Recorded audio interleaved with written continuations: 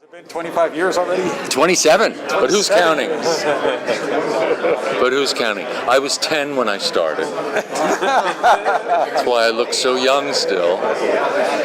Voice hasn't changed a lick? Not a bit. Now, can I ask, I'm sure a lot of fans have told you, like, they kind of grew up with your voice as Batman. I sometimes still read in your voice. So how does that feel to be kind of so permanently associated with this character? Yes! The brainwashing worked! No, I get them at a very young age, and then I brainwash them really well. So they'll be fans for life. No. I'm so proud to have been a part of it for so long, you know? It's such an amazing character to be a part of. He's so resonant in the culture, you know? People love him. He's the only superhero who has no superpowers. All he has is his wits and his passion to do good. And that really resonates with people. So I love being a part of the character. Thank you. What's your favorite episode of the show? I loved Perchance to Dream. It's a great episode. And I loved Mask of the Phantasm, the movie. I think it's the best Batman movie, even of the live-action movies. He's such a complicated character. I love any of the stories that deal with the genesis of how he became who he is. As an actor, it's the most fun to play. So both of those dealt with that, particularly Perchance to Dream, because he's drugged and he goes back into his childhood. And I did the voice of Batman, Bruce Wayne, drugged Batman, teenage Bruce Wayne, and then Thomas Wayne, the father. So I did 5 voices in that episode. That's just fun for an actor to be challenged that way. Yeah. Since the show is being developed at the same time that Tim Burton is, did you look at Michael Keaton or some of his previous portrayals and say, oh, you know, the way doing that, I like what they did there, and in terms of differentiating between Batman and Bruce Wayne, how would you come to? You know, it's interesting. Luckily for me, I was not even aware of the Tim Burton Batman movie, which came out about, I think maybe a year before we did ours. I had not seen it. So I wasn't colored by it at all. The only input I had was the Adam West show from the 60s, and when I told Bruce Timm that at the audition, he said, no, that's not what we're doing. He said, we love Adam, we love him, we love that show, but that's not what we're doing. And he brought me up to speed on the Legend of the Dark Knight, you know, the whole legacy of Batman. So Bruce kind of educated me on it. And I think the fact that I was a clean slate and was just an actor approaching a role is the reason I got it. You know what I mean? Because they saw over 500 people for this role. They'd been looking for months.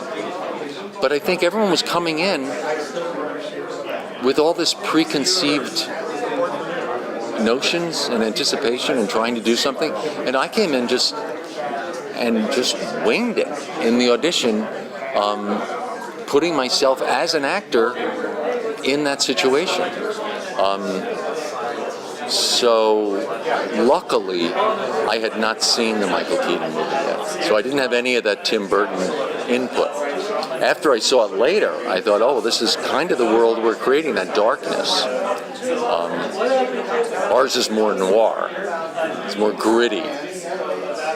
But it was a similar dark quality. How did you draw on to separate Batman and Bruce Wayne?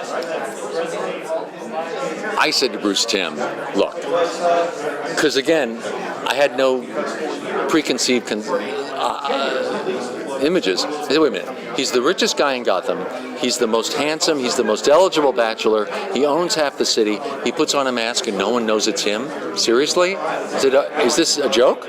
I mean, couldn't we make it more convincing disguise? You know, let me try and do a slightly different voice. Why don't we do it closer to my own voice? And then I had this image, wonderful movie I loved from the 40s called The Scarlet Pimpernel that Leslie Howard did. And he plays a Robin Hood character who is a member of the aristocracy.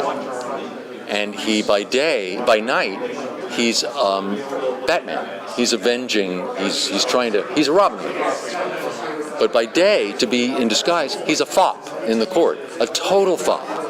But it's all a performance. But no one takes him seriously.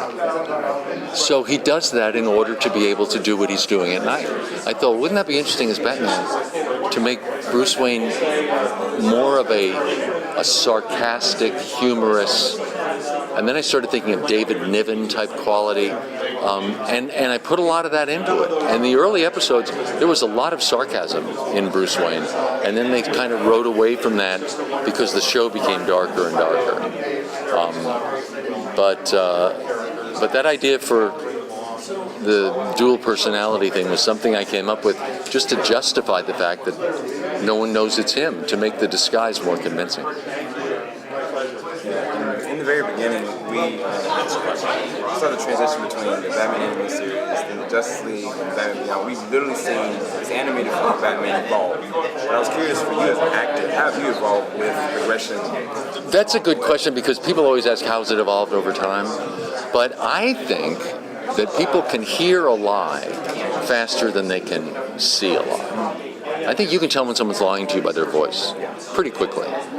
And the audience knows the character so well that if I wasn't to be true to the character, if I was to phone it in, they'd know in a heartbeat. They would nail me. So the challenge to me over these years in all these different venues has to be consistent, to be fresh. And I think having been a theater actor, I'm used to doing a show 8 times a week for a year. And you have to learn how to make it fresh each night. Each night the audience comes in, it's the first time they've seen it. So they paid $100 for that seat, they want to get a show. So you always have to make it new.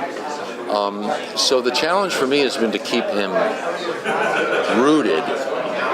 And the trick for keeping him rooted was, for me, that I learned early on, is that Bruce Wayne is the performance.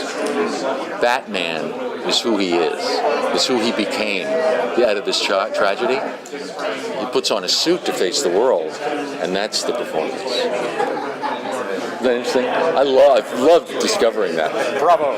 Thanks. You're gonna love saying hi to